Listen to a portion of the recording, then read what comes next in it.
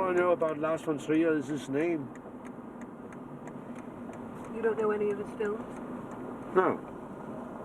You've never seen any of his films? No, never. How do you know his name? Well, it's always in the papers. Why? Because he's a movie maker. Well, the idea was to set down a set of rules for filming. I would say that any good director has some rules, but he just do not write them down. If you have some limitations when you work, like these rules or like other things, then you are forced kind of to use your imagination. These rules could be any rules, right? The whole idea is that there are some rules. And we put down these 10, and they are 10. That's not so good. Should have been 9 or 5 or something. It could have been different, but the idea was to say, these are the rules, let's work from them. Then we can make some others, or we can work without rules, but let's try that. We were doing an effort to see what was happening if you follow some rules. The Dogme rules are very much made for me, in the sense that,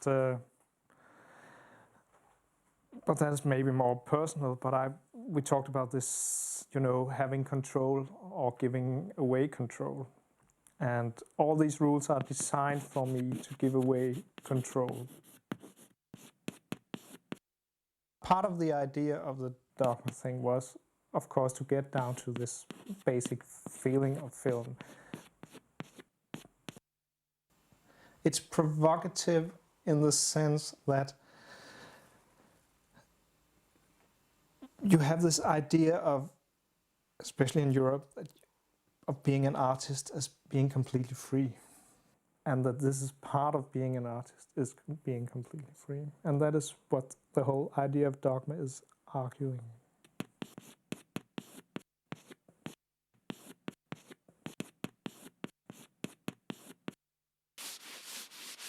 It's been very important to me how the colors of a film look.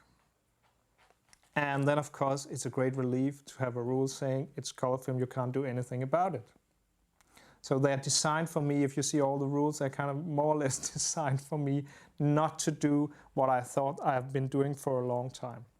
Orders to myself, like in hypnotism, you know, don't use artificial light. No. With the Dogme rules, that is what you do. You give away control.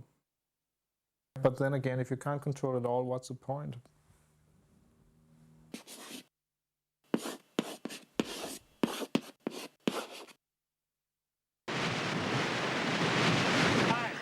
After making Breaking the Waves, everybody wants to see Breaking the Waves 2 done as the next film. But that is, I can't do that, and I don't want to do that, because it's because I want to go on. And that's why it's important for me to make a film like The Idiots now. And then, you know, if people don't like it, they I couldn't care less. In the beginning of my career, I was not giving any freedom at all to the actors. They were more or less like props. And now, in this period of my life, I think it's very interesting to have a cooperation. I insisted that we were naked all the time in the beginning. That was great. That was kind of in the 60s, 70s. That was wonderful. They were so tired in the end of seeing me naked. Put on some clothes. But I think it helped them anyway, because I think some of the nude scenes are quite relaxed. Jeg har bare grebet diktafonen her i et ydmygt forsøg på at holde den her dagbog ved lige. I går havde vi en stor dag med alle spillerne ude i huset. Jeg synes, det gik godt. Vi forsøgte at indkredse spasser. All of the actors cried every day, but actors love that. And then, you know, then the director should go in and say, I feel sorry for you. That really sounds bad. Oh yes, you know, my father didn't understand me. Yes, you must be terribly angry at him, aren't you? Yes, you know, all these. It's beautiful, wonderful. I paid a lot of money to learn these things. I've been in therapy, I don't know how long.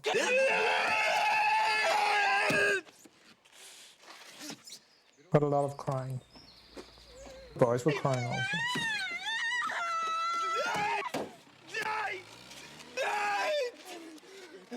Do you wish that someone would take you in hand and sort of do to you what you did to them, to the actors? Is there a part of you that wants to be sort of unleashed in this way and made to cry and... Yes, please. You're not offering it? Okay. Yes, I'm sure. And spanked also, please. Yes. Yes, that would be wonderful. Yes, sorry.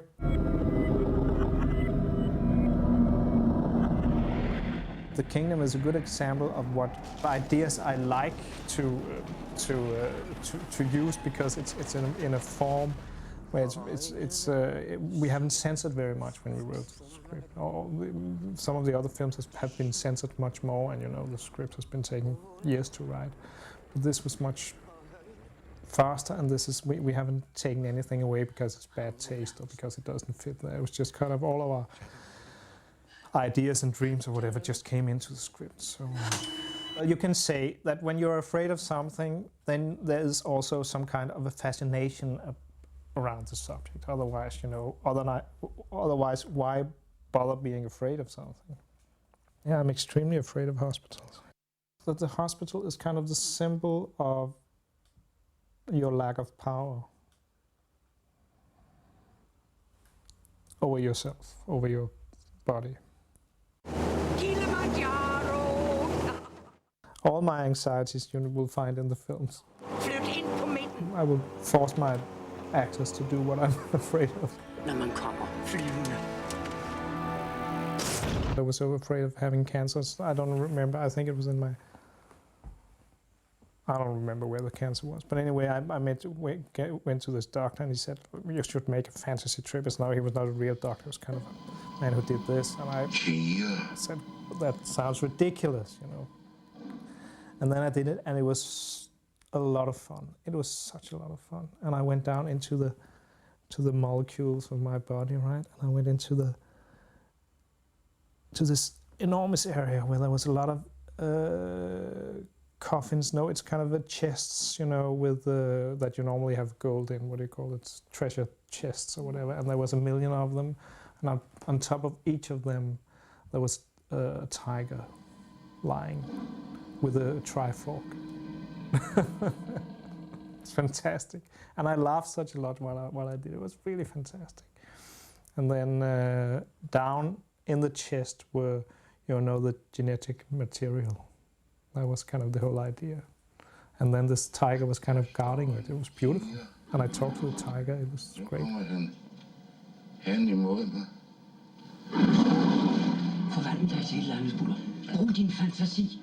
But I'm meditating a lot. I'm very close to, you know, these things. Also, when I do this shamanistic thing, it's more or less the same.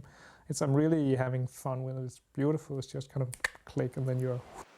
But it all has to do with the universe within yourself is much more interesting than, you know, the one around us.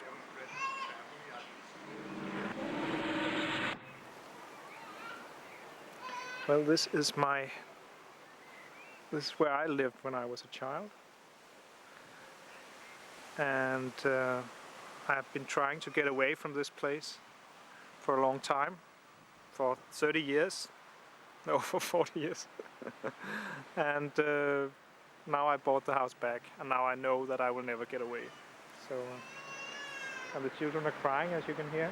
Great. It's a good sign. It tells a parent that they are alive.